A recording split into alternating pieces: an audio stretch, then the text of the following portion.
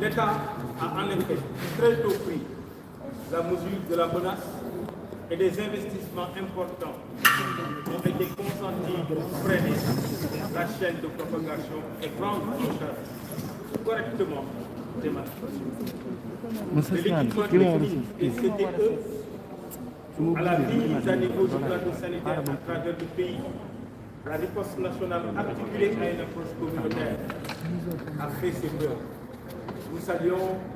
la démarche de la campagne, nous saluons la marche de la campagne de vaccination. Et au Sénégal, elle se déroule dans la démocratie et la transparence. Le gouvernement a mobilisé des moyens pour l'acquisition de doses de vaccins qui arrivent successivement pour permettre au Sénégal de pouvoir se prémunir et se défendre face à la pandémie. Cette réussite globale, puisqu'il faut le dire, revient d'abord au corps médical sénégalais. Sans relâche, se donne du sien pour faire face, quelquefois avec des sacrifices insoupçonnés, des vies emportées pour faire face aux assauts répétés d'un ennemi invisible. Il faut relever l'efficacité de notre gouvernement pour doter le Sénégal de ces doses de vaccins, faisant de notre pays le pays leader dans la sous-région en termes de taux de vaccination, avec la mise à disposition des populations de vaccins homologués par l'OMS. Il reste dès lors à nos compatriotes de poursuivre la tendance et d'aller se faire vacciner pour faciliter la quête de l'immunité collective et le respect des gestes barrières est plus que jamais important pour continuer de maintenir, si ce n'est de consolider,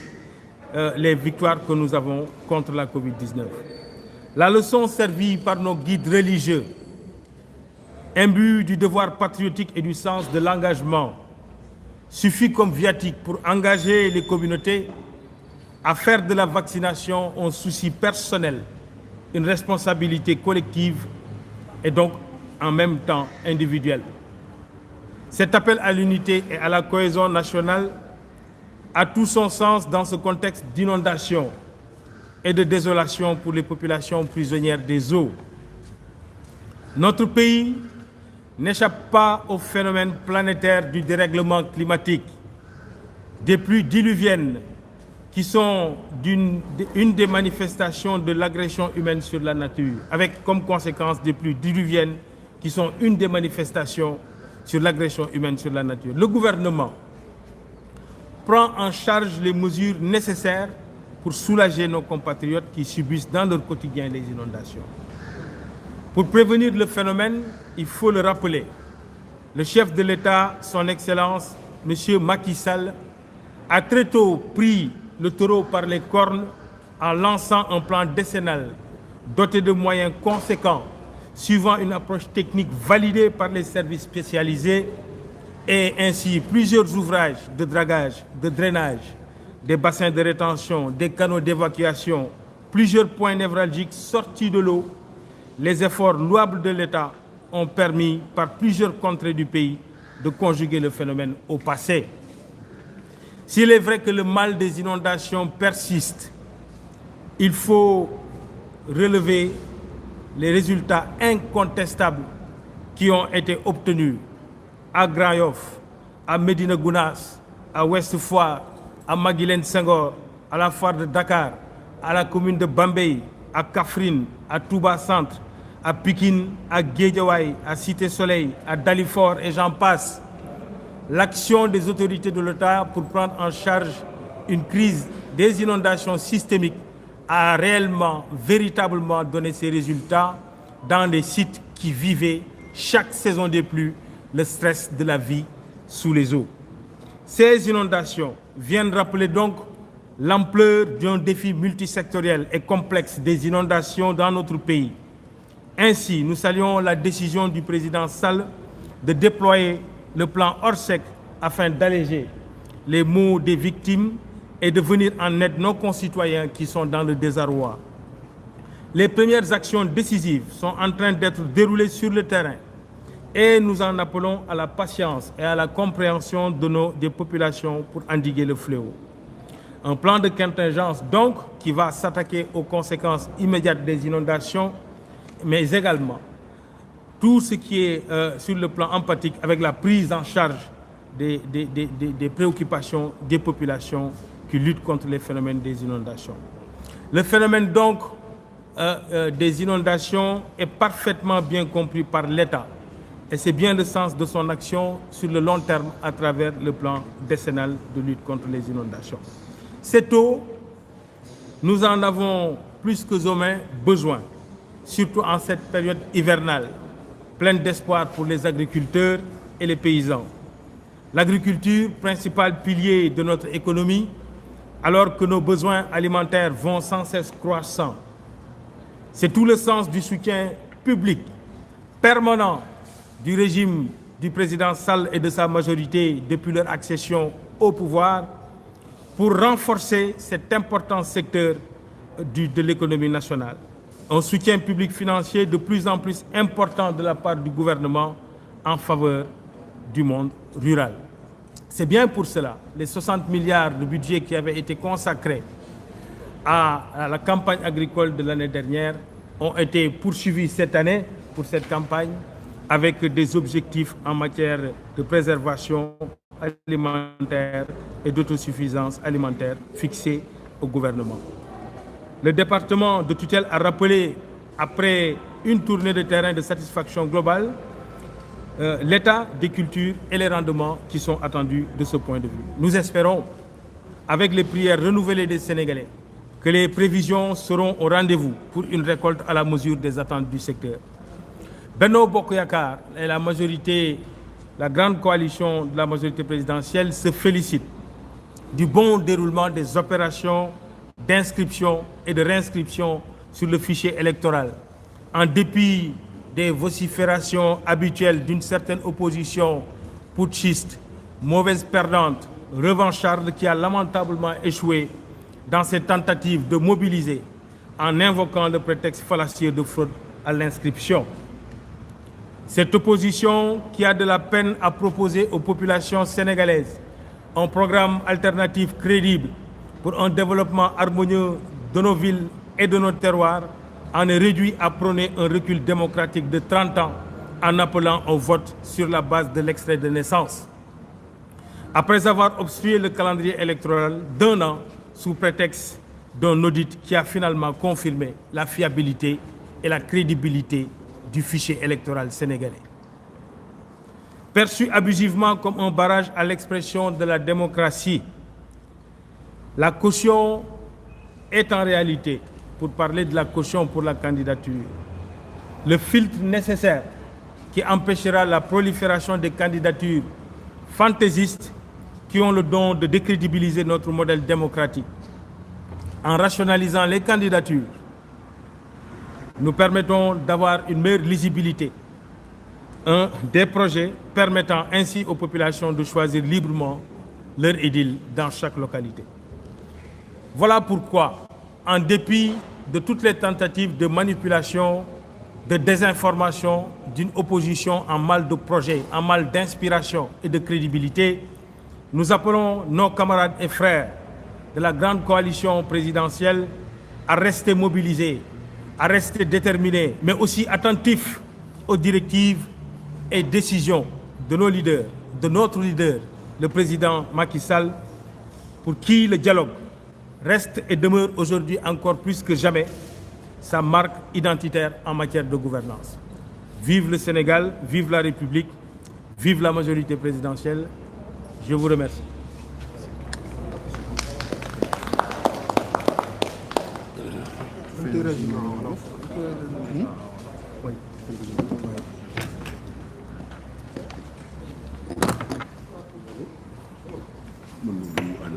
Oui, oui, c'est ça.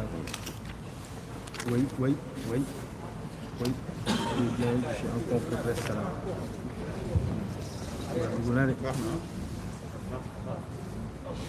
Non, il n'y a pas de souci. Pas de problème.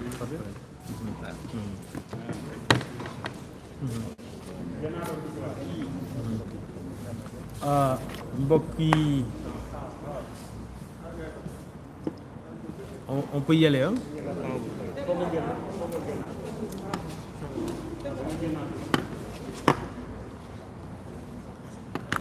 mbokk yi ak xaritu yi fi teew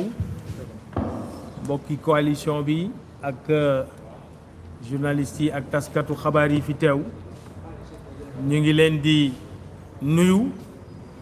di leen gërëm di leen sant ci seen taxawaay di leen gërëm di leen sant ci teew bi ngeen teew ci waxtaan bii ñu leen invité tey te ñu jagleel ko waxtaan ci li nga xam ne mooy actualité bi ci réew mi laata ñoo tàmbalee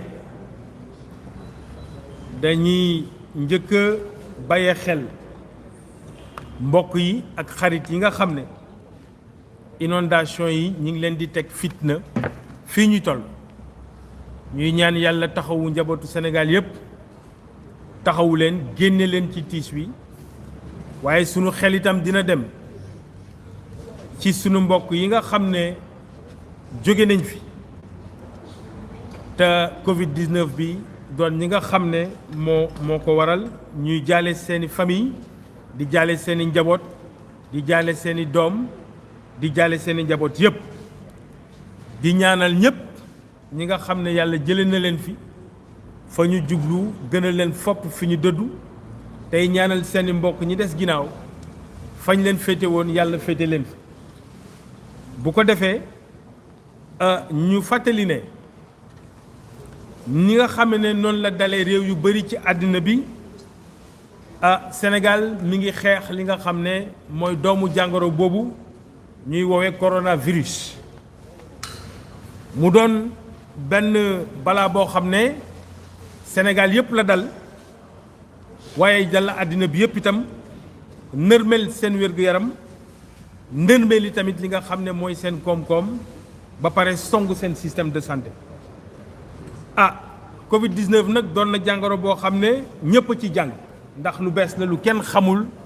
nu muy doxalee bët bu set ak diggante weer ak weer waaye Sénégal ràññee nañ ko ci taxawaayam naam bi jàngoro bi taxawee ba léegi ci réew mi am na lu toll ci junni ak juróom benn téeméer yi nit ñoo xam ne ñàkk nañ ci seen bakkan ñuy jaale seen njaboot yëpp di ko jaale Sénégal yëpp waaye seetlu nañu tamit ne Sénégal na mu war a taxawee mi ngi koy taxawee ci wàllu xeex jàngoro bi ñu ràññee ko ci lool ba nga xam ne tendance bi nga xam ne seetlu nañ ko ci feebar bi fan yi weesu mu mel nii toll na du ñu ne jeex na waaye toll na ci foo xam ne jàkkaarloo nañu ak moom ndax sénégalais yi jël nañ seen matuwaay commencé waat jël geste barrière yi boole ko ci li nga xam ne mooy dund bi bët bi set di takk masque yi di dandante boole ci tamit Sénégal am na taux de vaccination boo xam ne xaw na kawe nit ñi ñu ngi commencé di vacciner wu loolu nag ñu ngi ñaan yàlla mu jëm kanam ñuy encourager effort yi nga xam ne nguur gi jël na ko ngir fexe ba nga xam ne système de santé bi dina mën a jàkkaarloog situation bi ci wàllu vaccin dina ko mën a jàkkaarloog moom ci bi wàllu jumtukaay ak centre de traitement yi nga xam ne moom lañ équipé à un niveau exceptionnel ba pare nag ñuy encourager campagne de vaccination bi nga xam ne lancé nañ ko fépp ci réew mi te kilifa yëpp di ci jàpp rawatina nag kilifa diine yi ñuy rafetlu taxawaayu kilifa diine yi ci xeex boobu ndax fi nga xam ne li war mooy yëkkati askan wi xamal ko li nga xam ne mooy yoon wi ci ni mu war a jàmmarloog Covid-19 sunu kilifa diine yi suñ jógee wax ci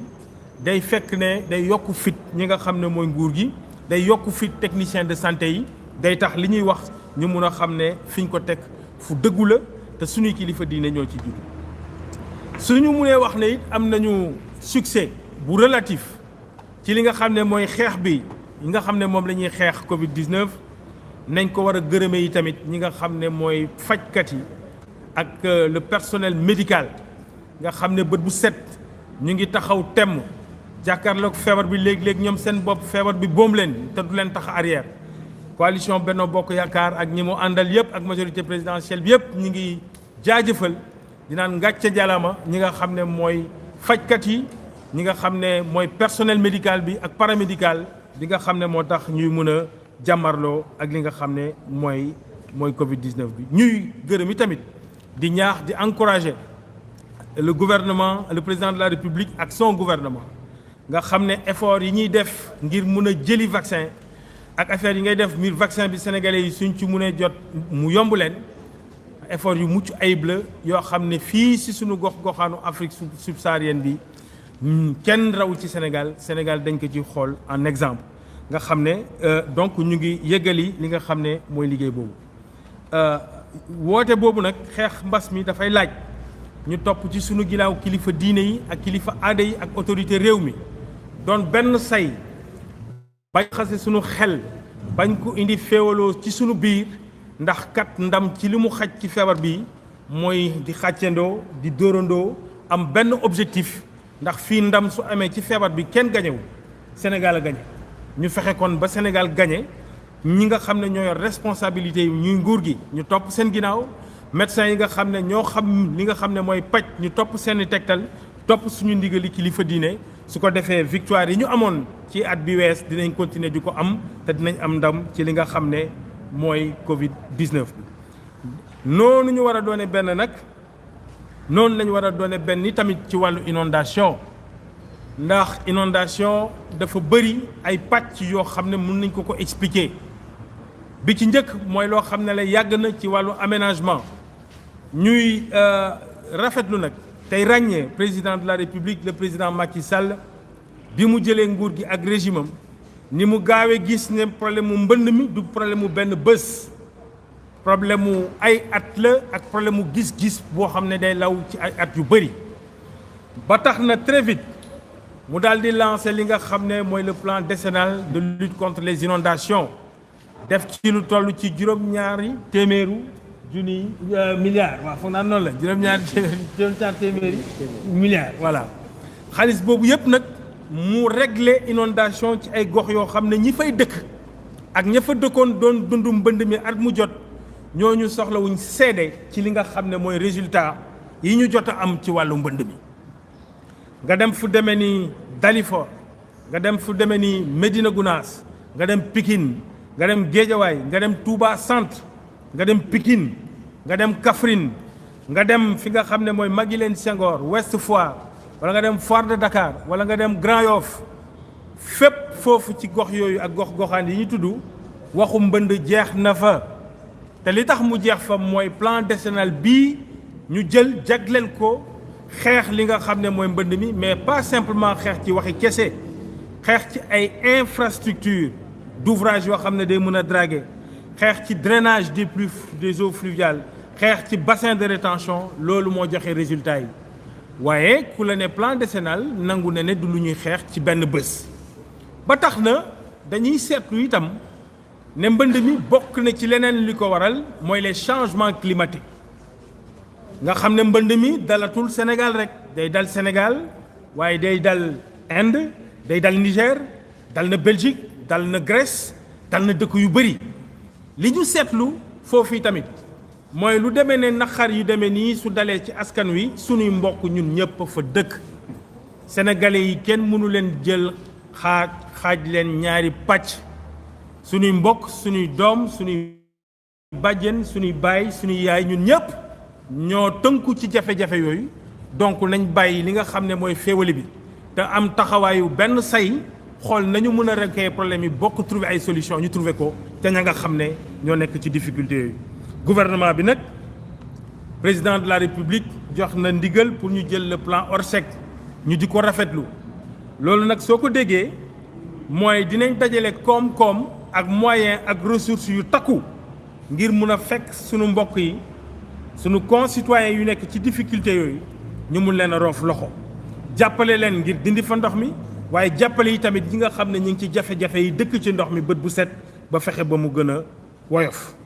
waaye li ñu mun a jàpp te mu doon loo xam ne mooy luy wëy mooy inondation moom ci sunu réew dafa doon loo xam ne son ampleur dafa am des défis multisectoriels et complexes mooy maanaam ci li muy laal ci wàllu pàcc daf ci bokk wàllu environnement wàllu changement climatique wàllu aménagement du territoire wàllu administration foncière loolu yëpp nag président de la République ak nguur gi ñu ngi ciy liggéey bokk na ci mesure yu ñu jël société boobu ñu créé mu doon société bu bees tax tudd société d'aménagement notamment notamment Safru voilà Safru donc moo am responsabilité balaa ñoo tabaxati ñu def l'aménagement nécessaire lii mooy li nga xam ne mënoon nañ ko jël ci mbënd mi waxtaan ceeg yéen ñu seetlu nag fan yi weesu ka ndox mi bëri na ñu di ko sant yàlla ndax it ndox moom lañ soxla ngir mbéy mi ñuy fàttali ne campagne agricole bi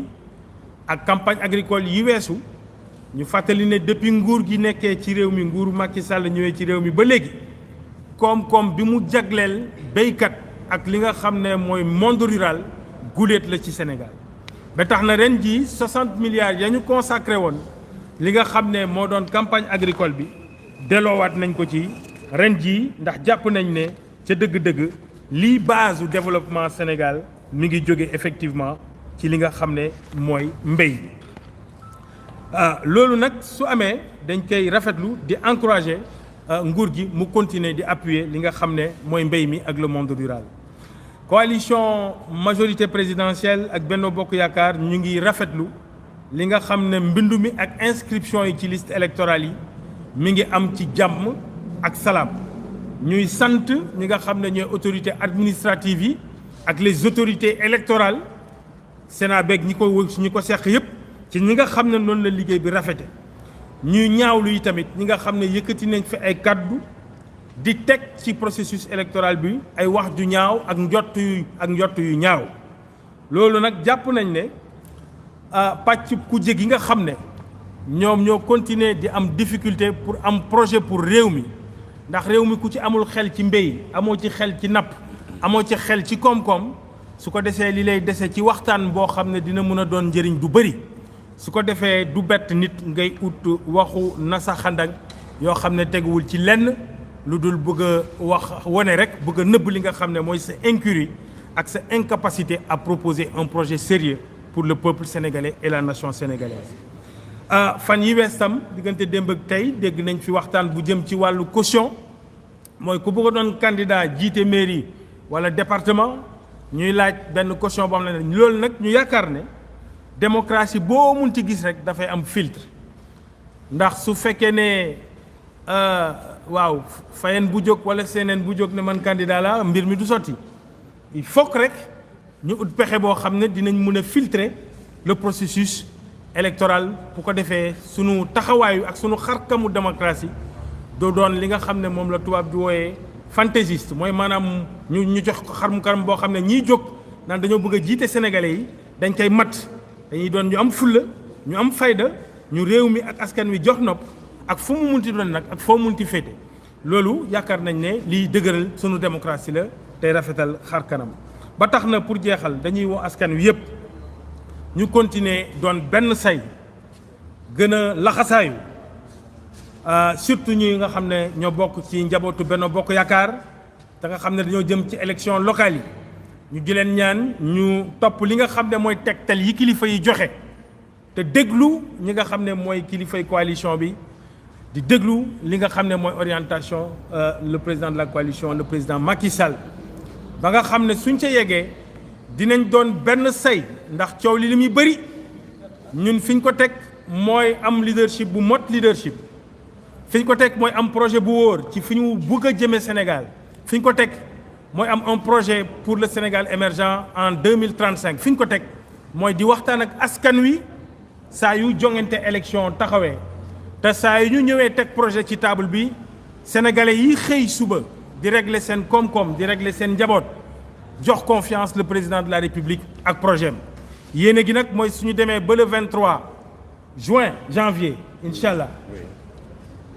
na sénégalais yi defoon déglu projet ak projet déglu nit ñi ci seen kemtalaayu seen digganteeg yàlla seen aqulay tala déglu projet contre projet suñu defee loolu rek ñun rafet nañ jot ci ne li ñu téye ak liñ fi jot a def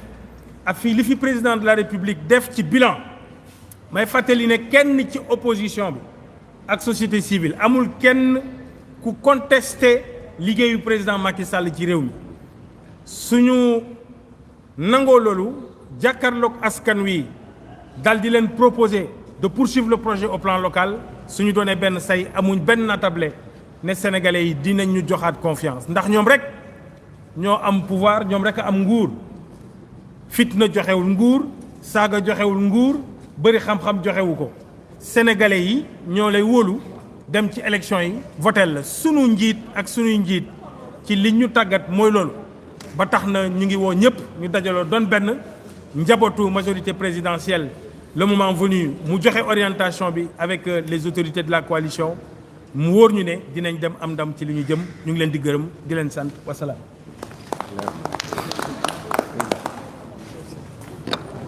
Alors, il n'y a pas de question. Ah non, est-ce que c'était une conférence de presse? Déclaration là? C'est une conférence de presse. Hein? Maintenant, Non, si vous avez des questions, on répond. Ñun